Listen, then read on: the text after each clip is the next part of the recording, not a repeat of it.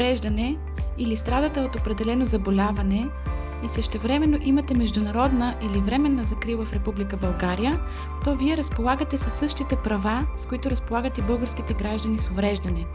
В това видео ще ви запознаем подробно с процедурата за установяване на вашето увреждане и получаване на така нареченото ТЕЛК-ово решение, за което вие може би сте чували. В случай, че имате увреждане или страдате от определено заболяване, може да получите финансова подкрепа от държавата, но за целта трябва това увреждане или заболяване да бъде установено от компетентните български органи.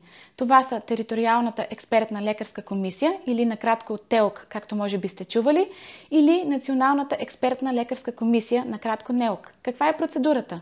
Вашия личен лекар или вашия лекуващ лекар следва да издаде направление за ТЕЛК. С това направление трябва да подадете заявление до регионалните картотеки на медицинската експертиза. Те именно ще препратят вашето заявление към съответния ТЕЛК. Важно е да знаете, че към заявлението се предоставят и всички медицински документи, с които разполагате, а също така и ако става въпрос за дете, което не е навършило 16 години, следва да се предостави и препис от неговия акт за раждане. Също така е важно да знаете, че всички ваши медицински документи следва да са издадени не по-късно от 12 месеца преди подаване на заявлението.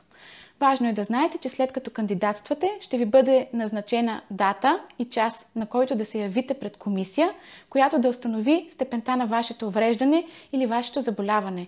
В повечето случаи, преди да се явите пред комисия, е необходимо да си направите и допълнителни изследвания. След това ТЕЛК ще издаде съответното решение, като цялата процедура може да отнеме от няколко месеца до 2 години. В случай, че не сте съгласни с решението на ТЕЛК, имате право да го обжалвате в 14-дневен срок от получаването. В тези ситуации ви съветваме да потърсите съдействието на адвокат.